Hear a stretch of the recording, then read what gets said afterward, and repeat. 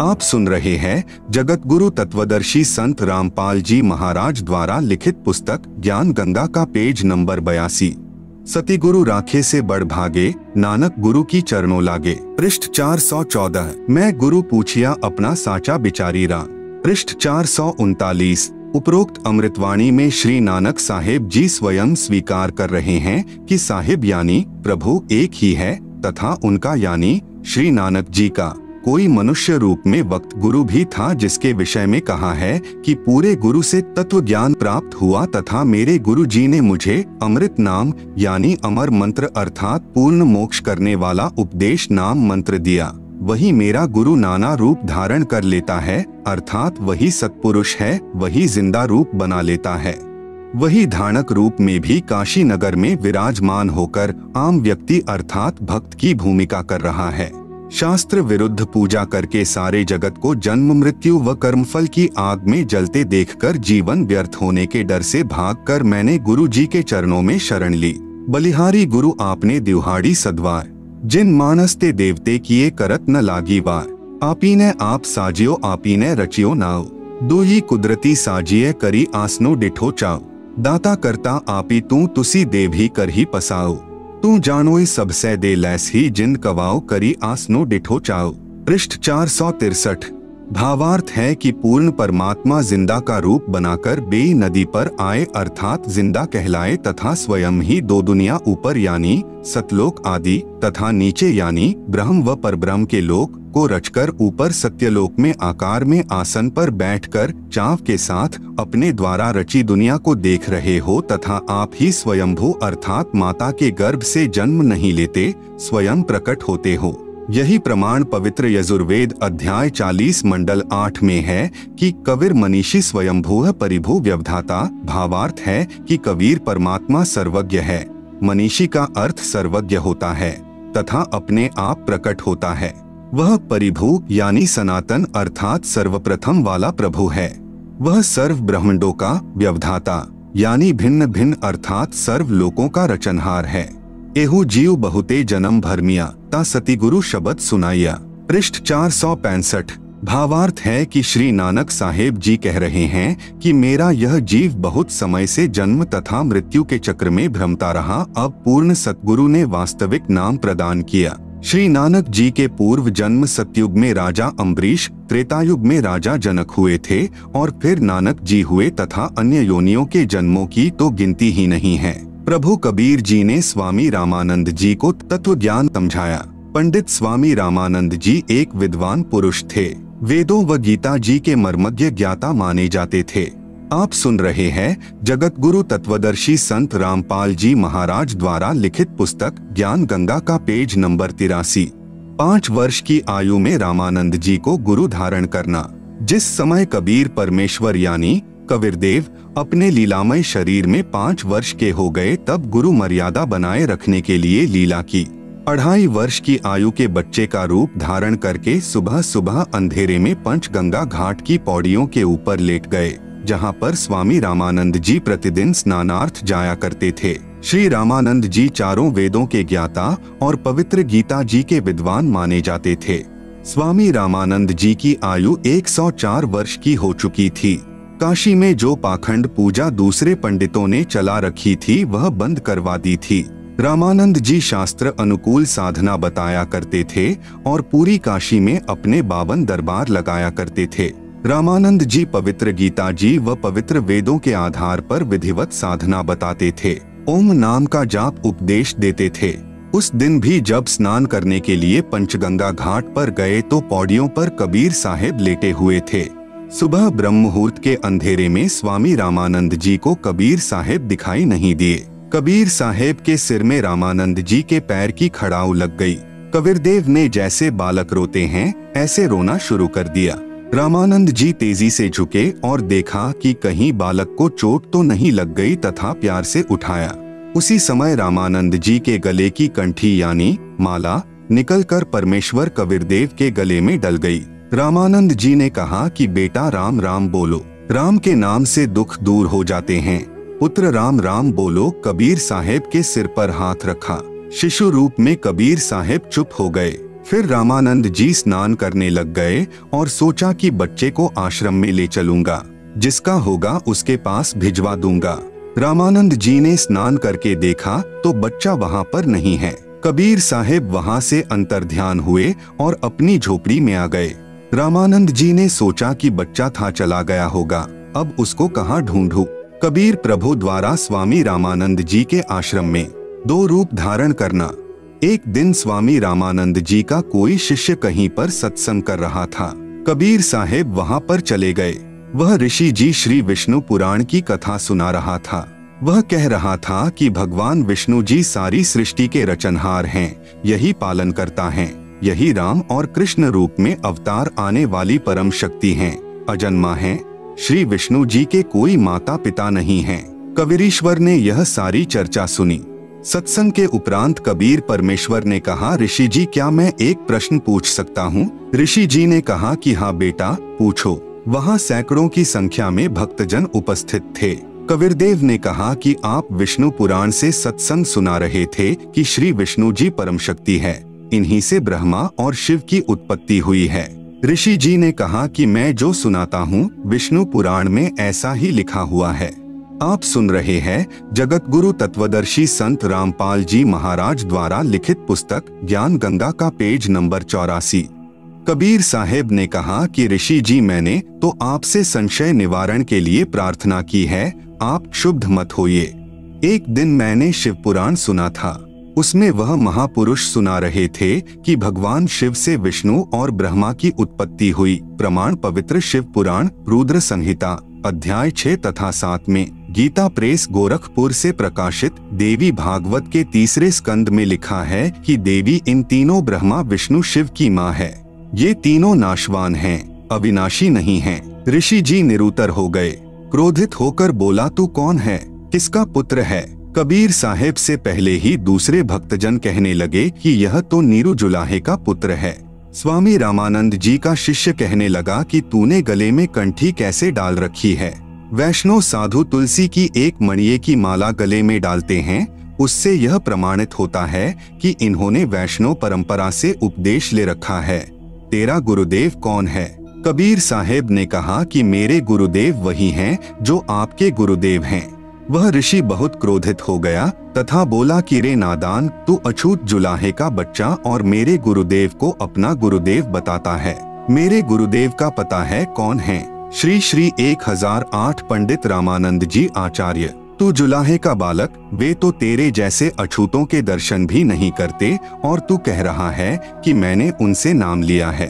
देख लो भाई भक्तजनों, यह झूठा कपटी है। अभी गुरुदेव के पास जाऊंगा और उनको तेरी सारी कहानी बताऊंगा। तू छोटी जाति का बच्चा हमारे गुरुदेव की बेइज्जती करता है। कविरग्नि बोले कि ठीक है, गुरुदेव जी को बताओ। उस ऋषि ने जाकर श्री रामानंद जी को बताया कि गुरुदेव एक जुलाहे जाति का लड़का है, उसने तो हमारी नाक काट दी। वह कहता है कि स्वामी रामानंद जी मेरे गुरुदेव है। हे भगवान, हमारा तो बाहर निकलना दुभर हो गया। स्वामी रामानंद जी बोले कि कल सुबह उसको बुलाकर लाओ, कल देखना तुम्हारे सामने मैं उसको कितना दंड दूंगा। स्वामी रामानंद जी के मन की बात बताना। अगले दिन सुबह सुबह कबीर साहेब को 10 नादान व्यक्तियों ने पकड़कर श्री रामानंद जी के सामने उपस्थित कर दिया। रामानंद जी ने यह दिखाने के लिए कि मैं कभी छोटी जाति वालों के दर्शन भी नहीं करता, यह झूठ बोल रहा था कि इसने मेरे से दीक्षा ली है, आगे पर्दा लगा लिया। रामानंद जी ने पर्दे के पीछे से पूछा कि तू कौन है और तेरी क्या जाति है, तेरा कौन सा पंथ है, अर्थात किस परमात्मा की पूजा करता है।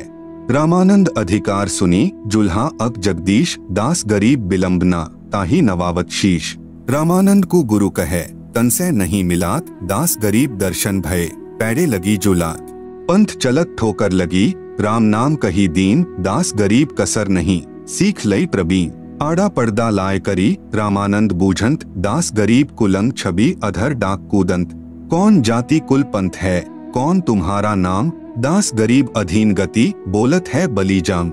आप सुन रहे हैं जगत गुरु तत्वदर्शी संत रामपाल जी महाराज द्वारा लिखित पुस्तक ज्ञान गंगा का पेज नंबर 85।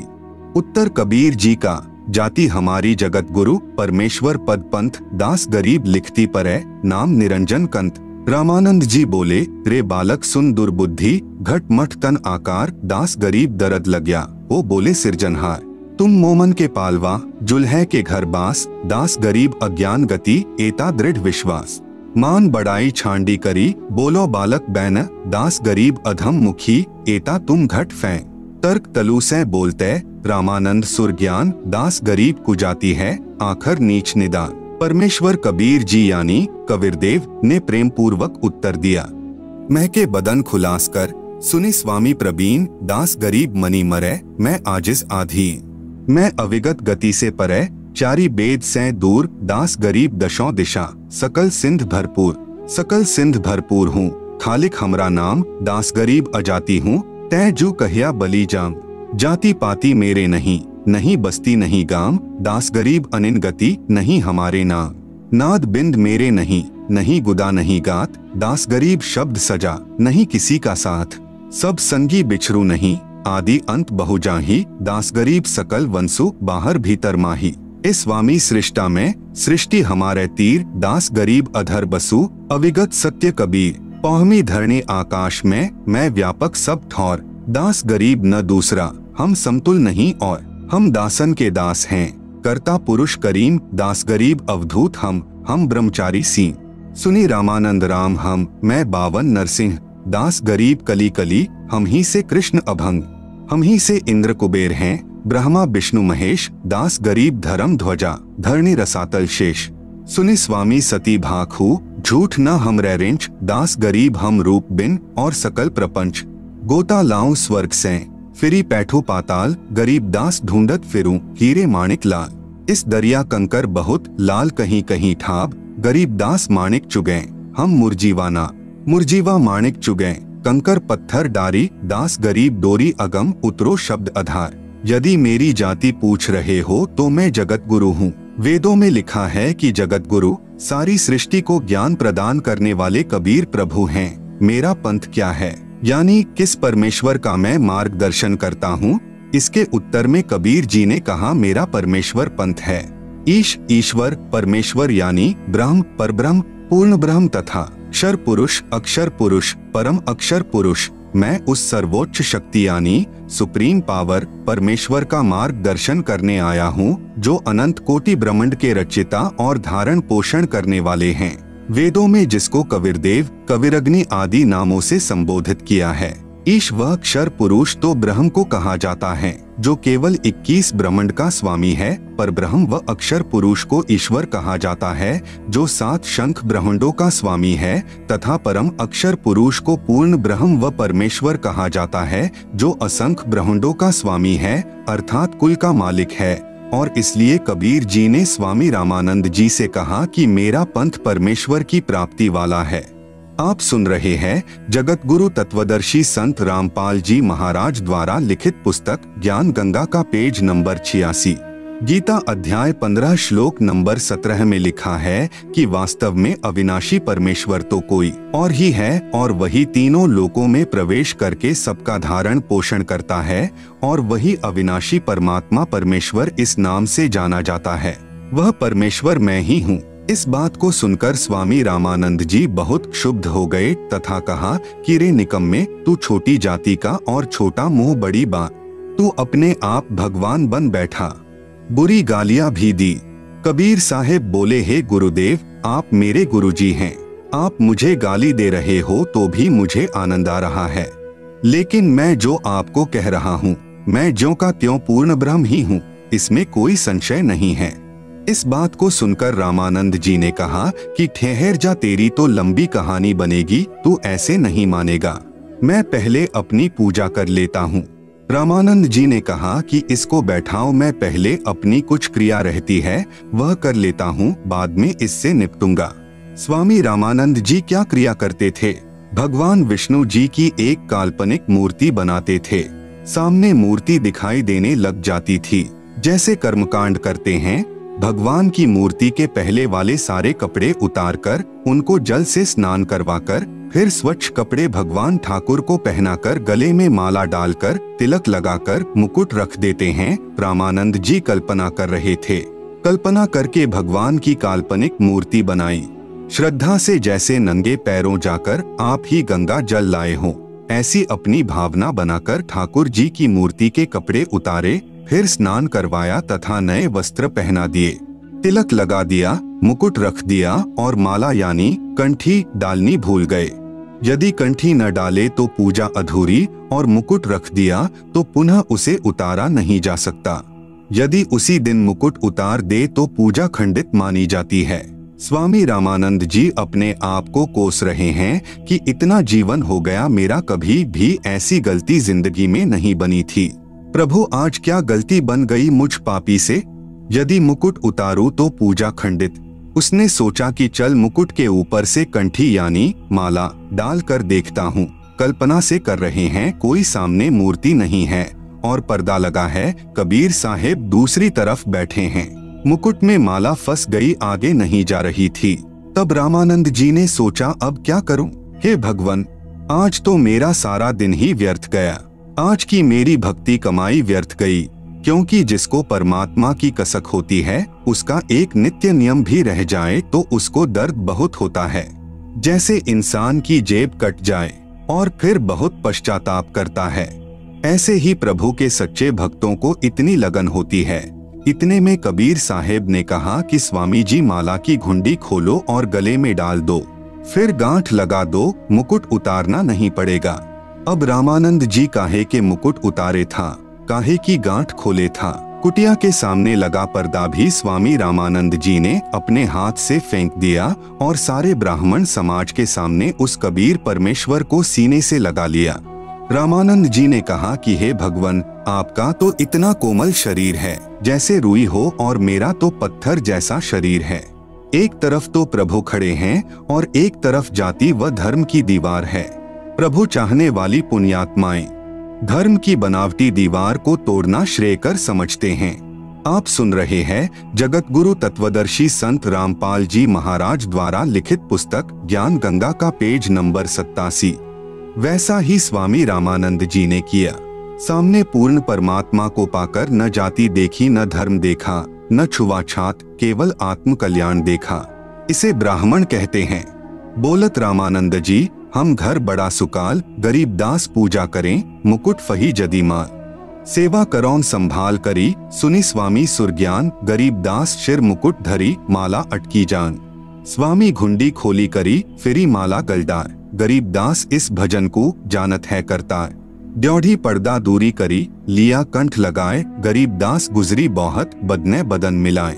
स्वामी रामानंद जी ने कहा, हे कबीर प्रभु, आपने झूठ क्यों बोला?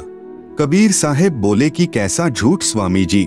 स्वामी रामानंद जी ने कहा कि आप कह रहे थे कि आपने मेरे से नाम ले रखा है। आपने मेरे से उपदेश कब लिया? कबीर साहेब बोले, एक समय आप स्नान करने के लिए पंचगंगा घाट पर गए थे। मैं वहां लेटा हुआ था।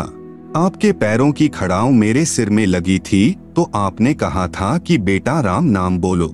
रामानंद जी बोले, हाँ, अब कुछ याद आया, परंतु वह तो बहुत छोटा बच्चा था, क्योंकि उस समय 5 वर्ष की आयु के बच्चे बहुत बड़े हो जाया करते थे तथा 5 वर्ष के बच्चे के शरीर तथा 2.5 वर्ष के बच्चे के शरीर में दुगुना अंतर हो जाता है। कबीर साहेब कहने लगे कि स्वामी जी देखो, मैं ऐसा था। स्वामी रामानंद जी के सामने भी खड़े हैं और एक 2.5 वर्षीय बच्चे का दूसरा रूप बनाकर किसी सेवक की वहां पर खटिया बिछी थी उसके ऊपर विराजमान हो गए।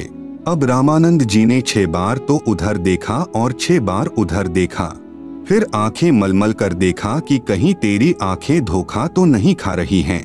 इस प्रकार देख ही रहे थे कि इतने में कबीर साहेब का छोटे वाला रूप उठा और कबीर साहेब के बड़े 5 वर्ष वाले स्वरूप में समा गया। 5 वर्ष वाले स्वरूप में कबीर साहेब रह गए। मन की पूजा तुम लखी, मुकुट माल पर बेश, गरीब दास गति को लखै, कौन वरण क्या भेष। यह तो तुम शिक्षा दई, मानी लई मनमोर, गरीब दास कोमल पुरुष, हमरा बदन कठोर। तब रामानंद जी बोले कि मेरा संशय मिट गया।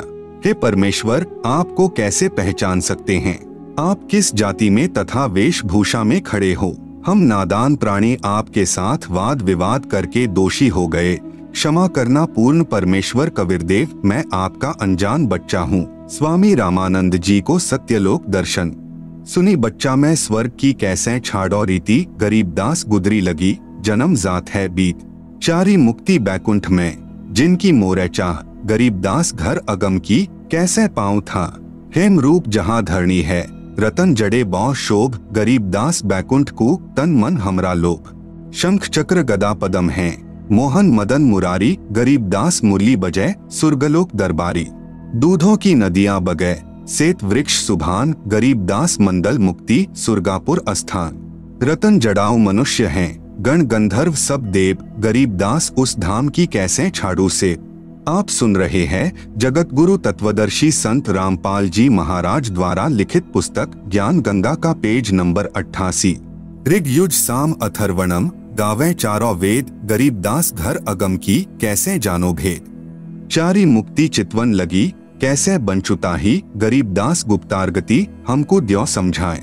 सुरग लोक बैकुंठ है, यासे परे न और, गरीबदास षटशास्त्र चारी वेद की दौर। चारी वेद गावे तिसे, सुर नर मुनि मिलाप, गरीबदास ध्रुवपोर जिस, मिटी गए तीनों ताप।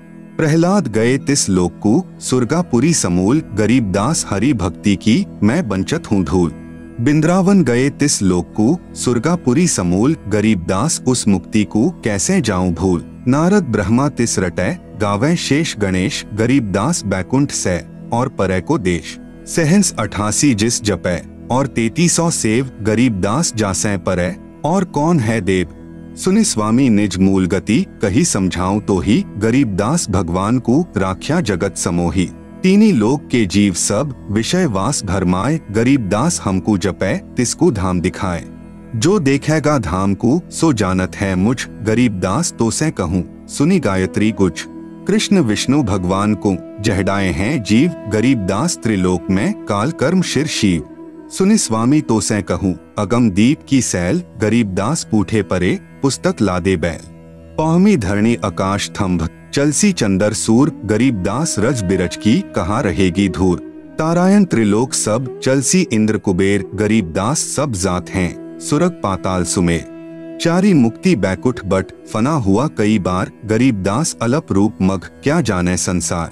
कहो स्वामी कित रहोगे, 14 भुवन बिहंड, गरीबदास बीजक कहिया, चलत प्राण और पिंड। सुन स्वामी एक शक्ति है, अर्धंगी ओमकार, गरीबदास बीजक तहा, अनंत लोक सिंघार। जैसे का तैसा रहे, परलो फना प्राण, गरीबदास उस शक्ति को बार बार कुर्बान। कोटि इंद्र ब्रह्मा जहाँ, कोटि कृष्ण कैलाश, गरीबदास शिव कोटि हैं, करो कौन की आश। कोटि विष्णु जहाँ बसत हैं, उस शक्ति के धाम, गरीबदास गुल बहुत हैं, अलफ बस्त निहकान। शिव शक्ति जासे हुए, अनंत कोटि अवतार, गरीबदास उस अलफ को लखे सो होय करतार। अलफ हमारा रूप है, दम देही नहीं दंत, गरीबदास गुल से परे, चलना है बिन पंथ। बिना पंथ उस कंत के, धाम चलन है मोर, गरीबदास गति ना किसी, शंख सुरग पर डोर। शंख सुरग पर हम बसे, सुनि स्वामी यह सैन, गरीबदास हम अलफ हैं, यौ गुल फोकट फैं। जो तय कहिया सौ मैं लहिया, बिन देखे नहीं धीज, गरीबदास स्वामी कहे, कहाँ अलफ वो बीज। अनंत कोटि ब्रह्मांड फण, अनंत कोटि उद्गार, गरीबदास स्वामी कहे, कहाँ अलफ दीदार। हद बेहद कहीं ना कहीं, ना कहीं थरपी ठौर, गरीबदास निज ब्रह्म की कौन धाम वह पौर। चल स्वामी सर पर चले, गंग तीर सुन ज्ञान, गरीबदास बैकुंठ बट, कोटि कोटि घट ध्यान। तहाँ कोटि वैकुंठ हैं, नक सरवर संगीत, गरीबदास स्वामी सुने, जात अनंत जुग बीत। प्राण पिंडपुर में धसो, गए रामानंद कोटि, गरीबदास सर सुरग में, रहो शब्द की ओट। तहाँ वहाँ चित चक्रित भया, देखी फजल दरबार, गरीबदास सिजदा किया, हम पाए दीदार। तुम स्वामी मैं बाल बुद्धि, भर्म कर्म किए नाश, गरीबदास निज ब्रह्म तुम हमरे दृढ़ विश्वास। सुन बेसुन्न से तुम परे, उरे से हमरे तीर, गरीबदास सरबंग में अविगत पुरुष कबीर। कोटि कोटि सिजदे करें, कोटि कोटि प्रणाम, गरीबदास अनहद अधर, हम पर सैन तुम धाम। सुनि स्वामी एक गलगुज, तिल तारी पल जोरी, गरीबदास सर गगन में, सूरज अनंत करोरी। आप सुन रहे हैं जगत गुरु तत्वदर्शी संत रामपाल जी महाराज द्वारा लिखित पुस्तक ज्ञान गंगा का पेज नंबर 89। शहर अमान अनंतपुर, रिमझिम होय, गरीबदास उस नगर का मरम न जाने कोय। सुनि स्वामी कैसे लखो, कही समझाऊं तो ही, गरीबदास बिन पर उड़े, तन मन शीश न होय। रवनपुरी एक चक्र है, तहाँ धनंजय बाय, गरीबदास जीते जन्म, याकू लेत समाये। आसन पदम लगाए कर भिरंग नाद को खैंची, गरीबदास अचवन करे, देवदत्त को ऐची। काली ऊन कुलीन रंग, जाके दो फुन धार, गरीबदास कुरम्भ शिर, तास करे उद्गार। चिश्मे लाल गुलाल रंग, तीनी गिरह नभ पेंच, गरीबदास वह नागनी को होने न देवे रेच। कुंभक रेचक सब करे, ऊन करत उद्गार, गरीबदास उस नागनी को जीते कोई खिलार। कुंभ भरे रेचक करे, फिर टूटत है पौन, गरीबदास गगन मंडल नहीं होत है रौन। आगे घाटी बंद है, इंगला पिंगला दोय, गरीबदास सुषमन खुले, तास मिलावा होय। ज्यों का त्यों ही बैठी रहो, तजी आसन सब जोग, गरीबदास पल बीच पद, सर्व सैल सब भोग। कोटि कोटि बैकुंठ हैं, कोटि कोटि शिव शेष, गरीबदास उस धाम में, ब्रह्मा कोटि नरेश। अवादान अमानपुर, चली स्वामी तहाँ चाल, गरीबदास परलो अनंत, बौहरी न झम्पै काल। अमर चीर तहाँ पहरी है, अमर हंस सुख धाम, गरीबदास भोजन अजर, चल स्वामी निजधाम। बोलत रामानंद जी, सुन कबीर करतार, गरीबदास सब रूप में, तुम ही बोलनहार। तुम साहिब तुम संत हो, तुम सतगुरु तुम हंस, गरीबदास तुम रूप बिन और न दूजा अंश। मैं भक्ता मुक्ता भया, किया कर्म कुंद नाश, गरीबदास अविगत मिले, मेटी मन की बास। दोहु ठौर है एक तू, भया एक से दोय, गरीबदास हम कारणे, उतरे हैं मघजोय। गोष्ठी रामानंद से, काशी नगर मंझार, गरीबदास जिंद पीर के, हम पाए दीदार। बोले रामानंद जी, सुनो कबीर सुभान, गरीबदास मुक्ता भये, उधरे पिंड अरुप्राण। कबीर साहेब यानी कबीरदेव ने स्वामी रामानंद जी से पूछा कि स्वामी जी आप क्या पूजा करते हो।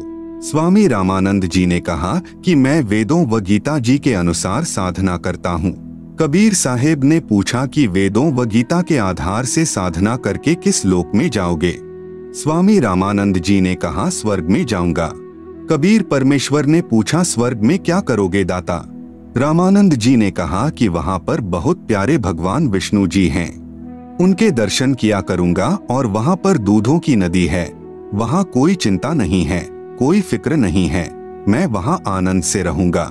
कबीर परमेश्वर ने पूछा कि स्वामी जी कितने दिन रहोगे स्वर्ग में।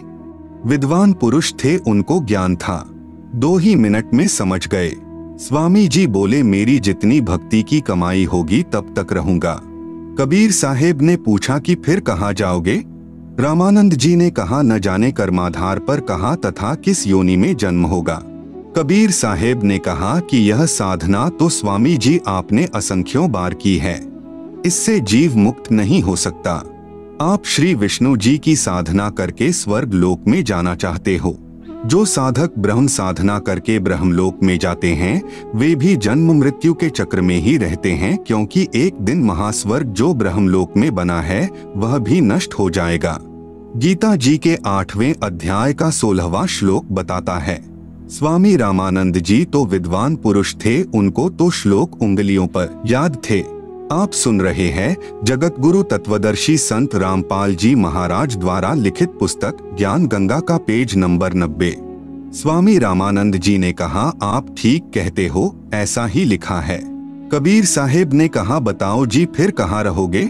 न आपके श्री कृष्ण मुरारी ही रहेंगे, ये ब्रह्मा लोक विष्णु लोक आदि के सर्व प्राणी तथा श्री विष्णु जी आदि तीनों देवता भी नष्ट होंगे, फिर आप कहाँ रहोगे गुरुदेव। फिर रामानंद जी विचार करने पर विवश हो गए। परमेश्वर कबीर साहेब जी ने पूछा स्वामी जी गीता जी का ज्ञान किसने बोला। स्वामी रामानंद जी ने उत्तर दिया कि श्री कृष्ण जी ने। परमेश्वर कबीर साहेब जी ने कहा स्वामी जी संक्षिप्त महाभारत द्वितीय खंड पृष्ठ 1531 पुराने वाला तथा 667 नए वाला में लिखा है कि श्री कृष्ण जी तो कह रहे हैं कि अर्जुन मुझे अब वह गीता वाला ज्ञान याद नहीं है, मैं दोबारा वही ज्ञान नहीं सुना सकता। परमेश्वर कबीर साहेब जी ने सर्व प्रमाण बताएं। गीता अध्याय 8 श्लोक 13 में गीता ज्ञान दाता यानी ब्रह्म कह रहा है कि ओम इति एकाक्षरम ब्रह्म व्याहरण माम अनुस्मरन यह प्रयाति त्यजन देहम सहयाति परमाम गतिम। इसका शब्दार्थ है कि गीता बोलने वाला ब्रह्म अर्थात काल कह रहा है कि माम ब्रह्म यानी मुझ ब्रह्म का तो इति यानी यह ओम एकाक्षरम यानी ओम एक अक्षर है, व्याहरण यानी उच्चारण करके, अनुस्मरण यानी स्मरण करने का, यह यानी जो साधक, त्यजन देहम यानी शरीर त्यागने तक अर्थात अंतिम श्वास तक, प्रयाति यानी स्मरण साधना करता है, सह यानी वह साधक ही मेरे वाली, परमाम गतिम यानी परम गति को, याति यानी प्राप्त होता है। भावार्थ है कि श्री कृष्ण जी के शरीर में प्रेतवत प्रवेश करके ब्रह्म अर्थात हजार भुजा वाला ज्योति निरंजन काल कह रहा है कि मुझ ब्रह्म की साधना केवल एक ओम नाम से मृत्यु पर्यंत करने वाले साधक को मुझसे मिलने वाला लाभ प्राप्त होता है, अन्य कोई मंत्र मेरी भक्ति का नहीं है। गीता अध्याय 8 श्लोक 5, 7 तथा 13 में गीता ज्ञान दाता ने अपने विषय में साधना करने को बताया है कि जो मेरी साधना ओम नाम का स्मरण अंतिम श्वास तक करता है वह मुझे ही प्राप्त होगा। इसलिए तू युद्ध भी कर तथा मेरा ओम नाम का स्मरण भी कर, क्योंकि युद्ध हल्ला यानी ऊंचे स्वर से शोर करके किया जाता है। इसलिए कहा है कि ओम नाम का उच्चारण यानी ऊंचे स्वर में शोर करता हुआ स्मरण भी कर तथा युद्ध भी कर। फिर गीता अध्याय 8 श्लोक 6 में कहा है कि यह विधान है कि जो जिस प्रभु का अंत समय में स्मरण करता हुआ शरीर त्यागता है वह उसी को प्राप्त होता है। गीता ज्ञान दाता प्रभु गीता अध्याय 8 श्लोक 8 से 10 तक तीनों श्लोकों में ब्रह्म से अन्य पूर्ण परमात्मा यानी परम दिव्य पुरुष परमेश्वर अर्थात पूर्ण ब्रह्म के विषय में कह रहा है कि यदि कोई उसकी साधना करता हुआ शरीर त्यागता है तो उसी पूर्ण परमात्मा यानी परमेश्वर को ही प्राप्त करता है। उसी से पूर्ण मोक्ष तथा सत्यलोक प्राप्ति तथा परम शांति प्राप्त होती है। इसलिए उस परमेश्वर की शरण में जा। आप सुन रहे हैं जगत गुरु तत्वदर्शी संत रामपाल जी महाराज द्वारा लिखित पुस्तक ज्ञान गंगा का पेज नंबर 91।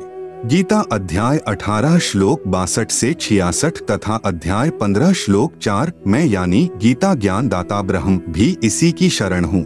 रामानंद जी ने सर्व प्रमाणों को आंखों देखकर दांतों तले अंगुली दबाई तथा सत्य को स्वीकार किया। कहा कि बच्चा बात तो शास्त्रों की तू सही बता रहा है जो सत्य है, हमारे को किसी ने ऐसा ज्ञान ही नहीं दिया, हम क्या करें। कबीर साहेब ने बताया कि पवित्र गीता जी में ही लिखा है। 8वें अध्याय का 8, 9 और 10 श्लोक तथा अध्याय नंबर 18 का श्लोक नंबर 62 पढ़कर देखो। पवित्र गीता जी व पवित्र वेदों को बोलने वाला ब्रह्म यानी काल कह रहा है कि उस परमात्मा की शरण में जा अर्जुन, तेरा फिर मरण नहीं होगा। उसके लिए अध्याय नंबर 4 का श्लोक नंबर 34 उन संतों को खोजो जो उस परमात्मा के परम तत्व को जानने वाले हों, उनको दंडवत प्रणाम करो, विनम्र व निष्कपट भाव से उनका सत्कार करो। जब वे तत्वदर्शी संत प्रसन्न हो जाएं, फिर उनसे दीक्षा यानी नाम मांगो, फिर तेरा पुनर्जन्म व मरण नहीं होगा। पवित्र गीता अध्याय 15 मंत्र 1 से 4 में कहा है कि यह उल्टा लटका हुआ संसार रूपी वृक्ष है। ऊपर को मूल तो आदि पुरुष अर्थात सनातन परमात्मा है, नीचे को तीनों गुण यानी रजगुण ब्रह्मा, सतगुण विष्णु, तमगुण शिव रूपी शाखाएं हैं। इस पूर्ण संसार रूपी वृक्ष अर्थात पूर्ण सृष्टि रचना को मैं यानी ब्रह्म काल नहीं जानता। यहाँ विचार काल में अर्थात गीता जी के ज्ञान में आपको मैं पूर्ण ज्ञान नहीं दे सकता। उसके लिए किसी तत्वदर्शी संत की खोज कर। गीता अध्याय 4 मंत्र 34 फिर वह आपको सर्व सृष्टि की रचना का ज्ञान तथा सर्व प्रभुओं की स्थिति सही बताएगा। उसके पश्चात उस परमपद परमेश्वर की खोज करनी चाहिए जिसमें गए साधक का फिर जन्म मृत्यु नहीं होता अर्थात पूर्ण मोक्ष हो जाता है। जिस परमेश्वर ने संसार रूपी वृक्ष अर्थात सर्व ब्रह्मांडों की रचना की है, मैं यानी ब्रह्मकाल भी उस परमेश्वर की शरण में हूँ, इसलिए उस परमेश्वर की पूजा करो। स्वामी रामानंद जी बोले कि लिखा तो ऐसा ही है बच्चा, बिल्कुल यूं ही है, लेकिन यह सतलोक न तो किसी से सुना है, जिस कारण अब मेरा मन विश्वास नहीं कर रहा है कि वह सत्य होगा। कबीर साहेब ने पूछा कि आप कैसे साधना करते हो? स्वामी रामानंद जी बोले कि मैंने सारे शरीर को साध रखा है। योग अभ्यास के साथ मैं अंदर कमलों में से गुजरकर त्रिकुटी यानी त्रिवेणी तक पहुंच जाता हूँ। कबीर साहेब बोले कि आप एक बार त्रिवेणी तक पहुँचो। जब रामानंद जी समाधिस्थ हुए, क्योंकि उनका तो प्रतिदिन का अभ्यास था, त्रिवेणी पर जाकर 3 रास्ते हो जाते हैं। प्रत्येक ब्रह्मांड में बने ब्रह्मलोक में प्रवेश करते ही 3 रास्ते हो जाते हैं। इसी प्रकार 20 ब्रह्मांडों के पार 21वें ब्रह्मांड में भी यही व्यवस्था है। एक रास्ता सामने ब्रह्मलोक में बने 3 गुप्त स्थानों को जाता है, जहाँ पर ज्योति निरंजन 3 रूप बनाकर रहता है। सामने का ब्रह्मरंध्र तुम्हारे इस नाम से नहीं खुलेगा, यह ब्रह्मरंध्र भी सतनाम से खुलेगा। कबीर साहेब ने श्वास के द्वारा अपना सतनाम उच्चारण किया, सामने का द्वार खुल गया। कबीर साहेब ने कहा कि अब आपको काल भगवान दिखाता हूँ, जिसको आप निराकार कहते हो, जो गीता में कहता है कि मैं सबको खाऊंगा। आप सुन रहे हैं जगत गुरु तत्वदर्शी संत रामपाल जी महाराज द्वारा लिखित पुस्तक ज्ञान गंगा का पेज नंबर 92। अर्जुन, मैं कभी किसी को दर्शन नहीं देता, मैं कभी किसी के सामने प्रत्यक्ष नहीं होता। कबीर साहेब ने कहा कि अब आपके समक्ष उस काल को दिखाता हूँ। पहले तो एक ब्रह्मांड में बने ब्रह्मलोक में गुप्त स्थानों पर दिखाया, ब्रह्मा विष्णु व शिव रूप धारण किए था। फिर ब्रह्मलोक को पार करने के द्वार से निकलकर 21वें ब्रह्मांड में ले गए। ब्रह्मलोक से आगे जाने वाले रास्ते को भी, जो जटा कुंडली सरोवर के ऊपर है, अपनी नजरों में रखता है कि कोई निकल न जाए। 21 ब्रह्मांड का जो अंतिम लोक आता है, वह काल ब्रह्म यानी शर पुरुष का अपना स्थान है।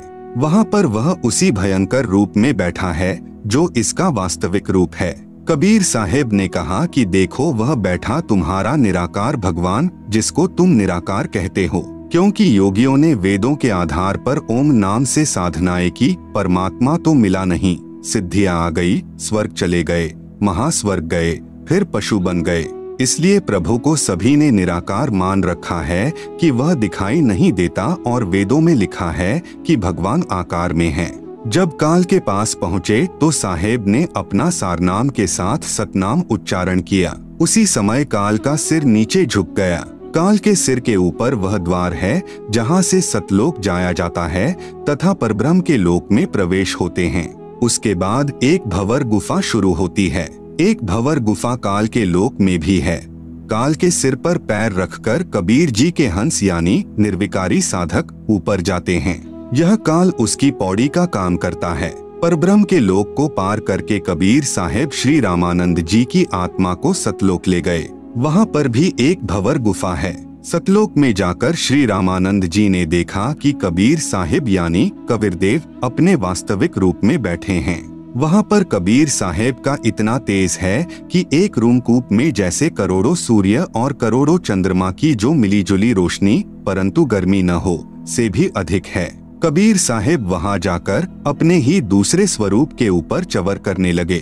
श्री रामानंद जी ने सोचा कि भगवान तो यह है जो सिंहासन पर विराजमान है और यह कबीर यहाँ का कोई सेवक यानी गण होगा, परंतु लोक सबसे न्यारा है, परमात्मा का बहुत तेज है, ऐसा सोच ही रहे थे। इतने में परमात्मा का तेजोमय रूप सिंहासन से उठा और 5 वर्षीय बच्चे के रूप में परमेश्वर कबीर जी तख्त पर विराजमान हो गए। परमेश्वर का जो वास्तविक तेजोमय रूप नजर आ रहा था, वह बालक रूप कबीर साहेब पर चवर करने लगा। उसके बाद कबीर साहेब का दूसरा तेजोमय रूप बालक वाले रूप कबीर साहेब में समा गया और अकेले 5 वर्षीय बच्चे के रूप में कबीर परमेश्वर तख्त पर विराजमान थे। चवर स्वयं चल रहा था। इतने में रामानंद जी की आत्मा को वापस शरीर में भेज दिया। उनकी समाधि टूटी। सामने देखा कबीर साहेब 5 वर्ष के बच्चे के शरीर में बैठे हैं। तब स्वामी रामानंद जी ने कहा कि तहाँ वहाँ चित चक्रित भया, देखी फजल दरबार, गरीबदास सिजदा किया, हम पाए दीदार। आप सुन रहे हैं जगत गुरु तत्वदर्शी संत रामपाल जी महाराज द्वारा लिखित पुस्तक ज्ञान गंगा का पेज नंबर 93।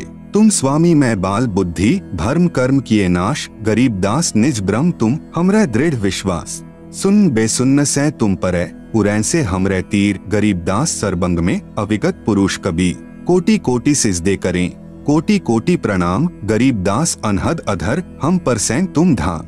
बोलत रामानंद जी सुन कबीर करतार, गरीबदास सब रूप में तुम ही बोलनहार। तुम साहिब तुम संत हो, तुम सतगुरु तुम हंस, गरीबदास तुम रूप बिन और न दूजा अंश।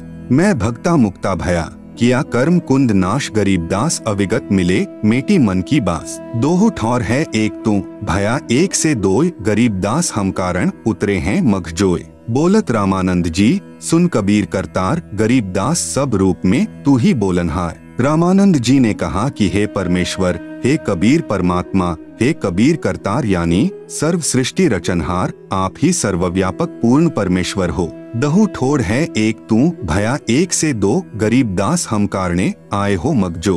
हे परमेश्वर कबीर, आप दोनों जगह सत्यलोक में तथा मेरे समक्ष आप ही हो और एक से दो रूप बनाकर हम तुच्छ जीवों के लिए यहाँ पर आए हो। मैं भक्ता मुक्ता भया, कर्म कुंद भय नाश, गरीबदास अविगत मिले, मिट गई मन की बास। रामानंद जी 104 वर्षीय महापुरुष और 5 वर्षीय बच्चे कबीर परमेश्वर को कह रहे हैं कि मैं आपका दास मुक्त हो गया और मेरे मन की भ्रमणा भटकना समाप्त हो गई। मुझे परमात्मा के वास्तविक स्वरूप का दर्शन हो गया। हे पूर्ण परमात्मा कबीर साहेब यानी कबीरदेव, चारों पवित्र वेद व पवित्र गीता जी आप ही का गुणगान कर रहे हैं। स्वयं कबीरदेव यानी कबीर परमेश्वर ने भी कहा है कि वेद हमारा भेद है, मैं ना बेदन के माही, जिस वेद से मैं मिलूं वेद जानते नहीं। भावार्थ है कि चारों पवित्र वेदों में ज्ञान पूर्ण परमात्मा का ही है, परंतु पूजा की विधि केवल ब्रह्म यानी ज्योति निरंजन तक की ही है।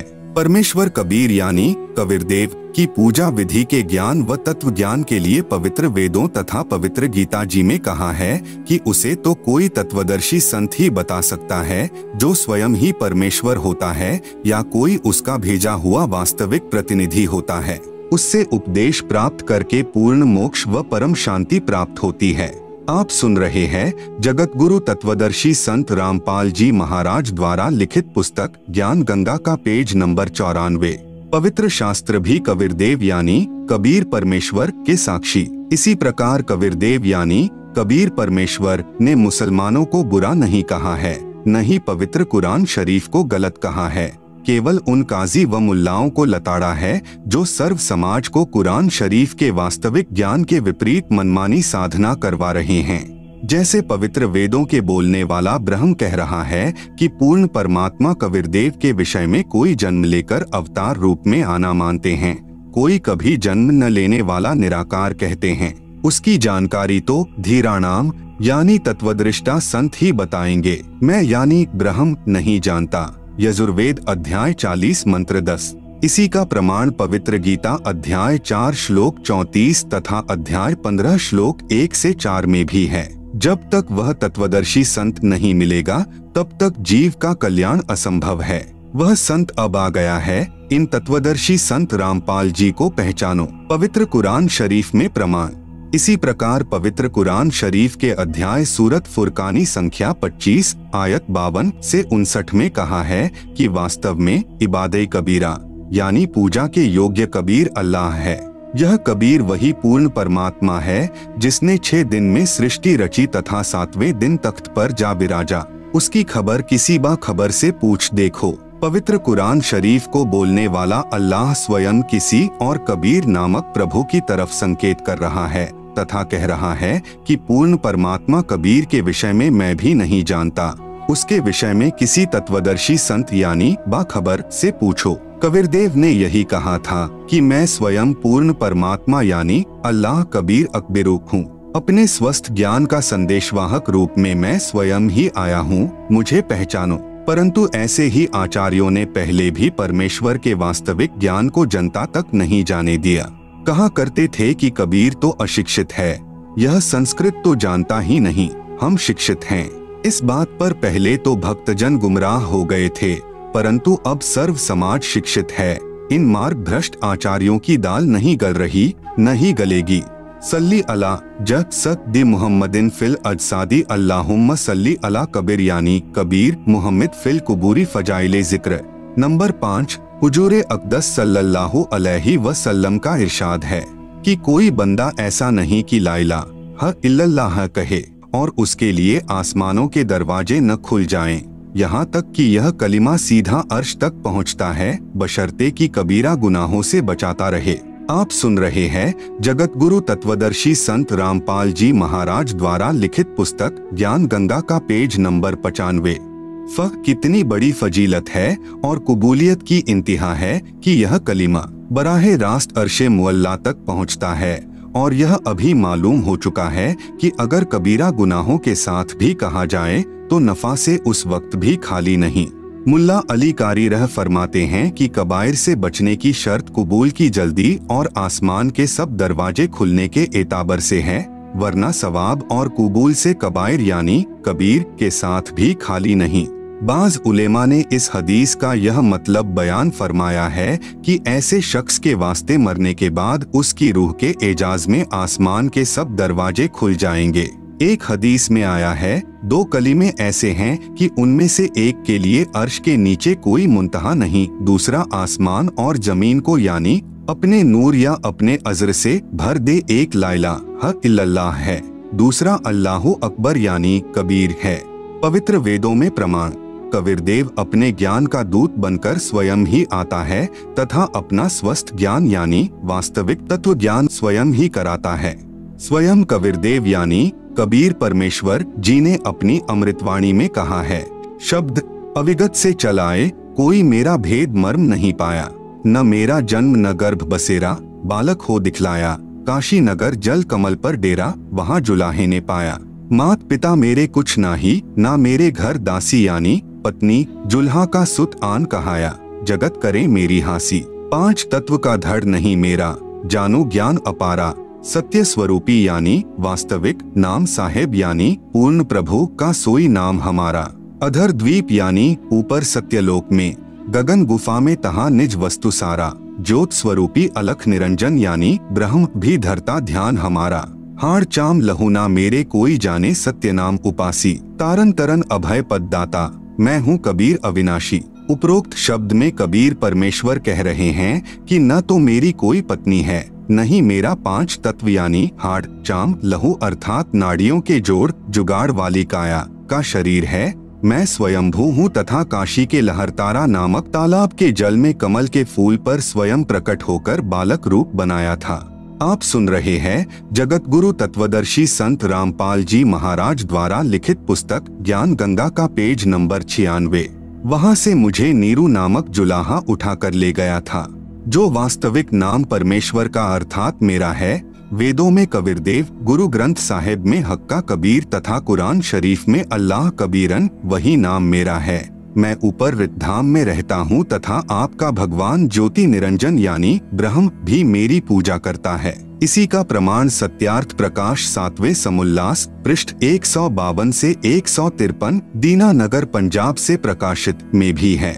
स्वामी दयानंद जी ने यजुर्वेद अध्याय 13 मंत्र 4 तथा ऋग्वेद मंडल 10 सूक्त 49 मंत्र 1 का अनुवाद किया है, जिसमें वेदों को बोलने वाला ब्रह्म कह रहा है 5 बराबर ऋग्वेद मंडल 10 सूक्त 49 मंत्र 1 तथा 6 बराबर यजुर्वेद अध्याय 13 मंत्र 4 में, हे मनुष्यों, जो सृष्टि के पूर्व सर्व की उत्पत्ति करता तथा सर्व का स्वामी था, है, आगे भी रहेगा, वही सर्व सृष्टि को बनाकर धारण कर रहा है।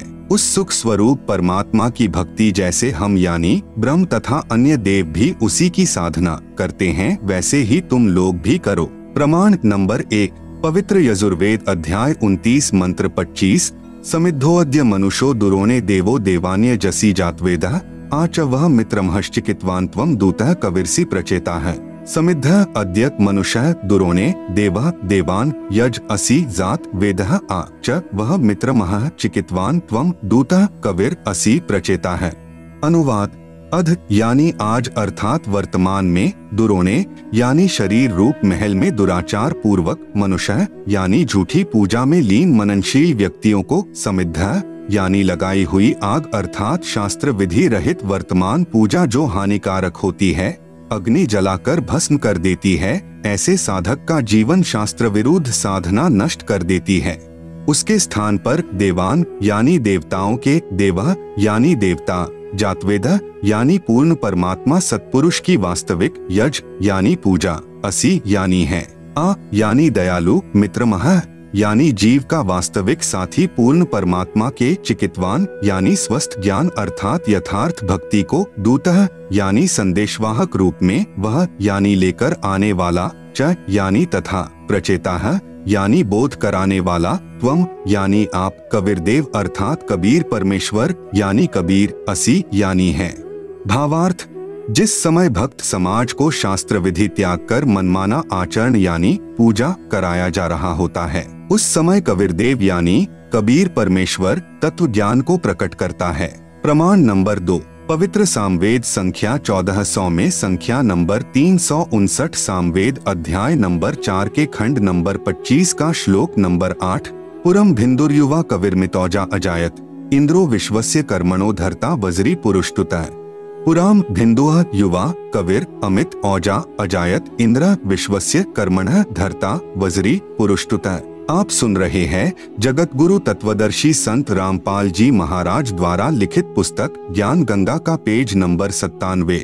शब्दार्थ, युवा यानी पूर्ण समर्थ, कबीर यानी कबीरदेव अर्थात कबीर परमेश्वर, अमितौजा यानी विशाल शक्ति युक्त अर्थात सर्वशक्तिमान है, अजायत यानी तेजपुंज का शरीर मायावयी बनाकर, धरता यानी प्रकट होकर अर्थात अवतार धार कर, वज्री यानी अपने सत्य शब्द व सत्य नाम रूपी शस्त्र से, पुराम यानी काल ब्रह्म के पाप रूपी बंधन रूपी कीले को, भिन्दुः यानी तोड़ने वाला, टुकड़े टुकड़े करने वाला, इंद्र यानी सर्व सुखदायक परमेश्वर, विश्वस्य यानी सर्व जगत के सर्व प्राणियों को, कर्मण है यानी मनसा वाचा कर्मणा अर्थात पूर्ण निष्ठा के साथ अनन्य मन से धार्मिक कर्मों द्वारा सत्य भक्ति से, पुरुषतुतः यानी स्तुति उपासना करने योग्य है। जैसे बच्चा तथा वृद्ध सर्व कार्य करने में समर्थ नहीं होते, जवान व्यक्ति सर्व कार्य करने की क्षमता रखता है, ऐसे ही परब्रह्म ब्रह्म व त्रिलोकीय ब्रह्मा विष्णु शिव तथा अन्य देवी देवताओं को बच्चे तथा वृद्ध समझो, इसलिए कबीर परमेश्वर को युवा की उपमा वेद में दी है। भावार्थ, जो कबीरदेव यानी कबीर परमेश्वर तत्व ज्ञान लेकर संसार में आता है, वह सर्वशक्तिमान है तथा काल यानी ब्रह्म के कर्म रूपी किले को तोड़ने वाला है, वह सर्व सुखदाता है तथा सर्व के पूजा करने योग्य है। संख्या नंबर 1400 सामवेद उतार्चिक अध्याय नंबर 12 खंड नंबर 3 श्लोक नंबर 5। भद्रा वस्त्रा समन्यावसानो महान कविर्निवचनानि शंसन, अवच्यस्व चंबोह पूयमानो विचक्षणो जागृविर्देवीत। भद्रा वस्त्रा समन्या वसनः महान कविर्निवचनानि शंसन, आवच्यस्व चंबोह पूयमानः विचक्षणः जागृव्यः देववीत। अनुवाद, विचक्षणः यानी चतुर व्यक्तियों ने, आवच्यस्व यानी अपने वचनों द्वारा पूर्ण ब्रह्म की पूजा को न बताकर आन उपासना का मार्गदर्शन करके अमृत के स्थान पर, पूयमानः यानी आन उपासना जैसे भूत प्रेत पूजा, पितर पूजा, तीनों गुणों यानी रजगुण ब्रह्मा, सतगुण विष्णु, तमगुण शिव शंकर तथा ब्रह्म काल तक की पूजा रूपी मवाद को, चंबोह यानी आदर के साथ आचमन करा रहे गलत ज्ञान को, भद्रा यानी परम सुखदायक महान कबीर यानी पूर्ण परमात्मा कबीर, वस्त्रा यानी सशरीर साधारण वेशभूषा में अर्थात वस्त्र का अर्थ है वेशभूषा, संत भाषा में इसे चोला भी कहते हैं। चोला का अर्थ है शरीर। यदि किसी संत का देहांत हो जाता है तो कहते हैं कि चोला छोड़ गए समन्या, यानी अपने सत्यलोक वाले शरीर के सदृश अन्य शरीर तेज पुंज का धार कर, वसाना यानी आम व्यक्ति की तरह जीवन जी कर कुछ दिन संसार में रहकर, निवचनानी यानी अपनी शब्दावली आदि के माध्यम से सत्य ज्ञान, शंसन यानी वर्णन करके, देव यानी पूर्ण परमात्मा के, वीतो यानी छिपे हुए सरगुण निर्गुण ज्ञान को, जागृव्य यानी जागृत करते हैं।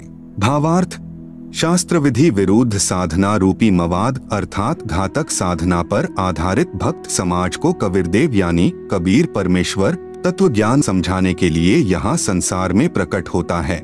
उस समय अपने तेजोमय शरीर पर अन्य शरीर रूपी वस्त्र यानी हल्के तेज का पहन कर आता है, क्योंकि परमेश्वर के वास्तविक तेजोमय शरीर को चर्म दृष्टि से नहीं देखा जा सकता। कुछ दिन आम व्यक्ति जैसा जीवन जीकर लीला करता है तथा परमेश्वर को यानी अपने को पाने वाले ज्ञान को उजागर करता है।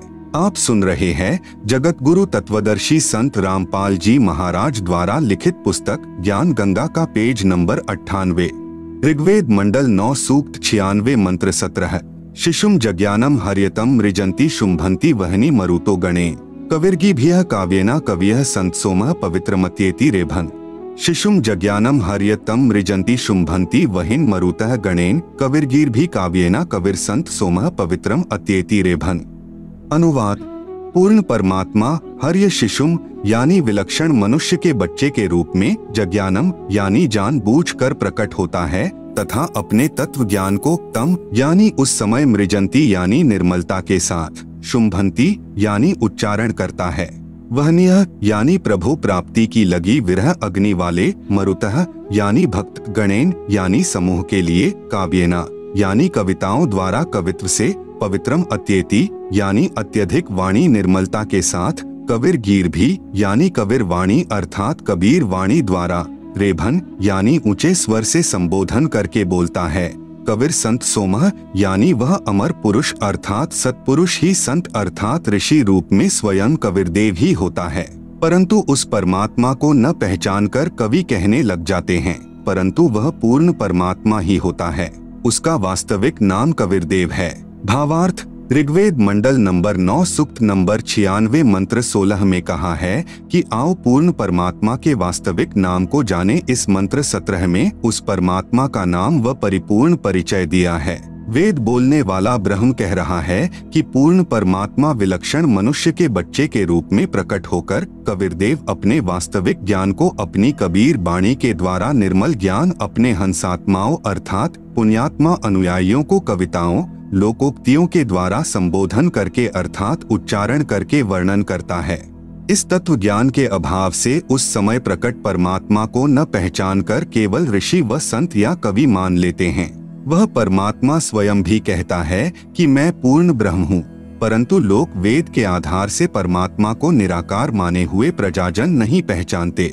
जैसे गरीबदास जी महाराज ने काशी में प्रकट परमात्मा को पहचानकर उनकी महिमा कही तथा उस परमेश्वर द्वारा अपनी महिमा बताई थी, उसका यथावत वर्णन अपनी वाणी में किया।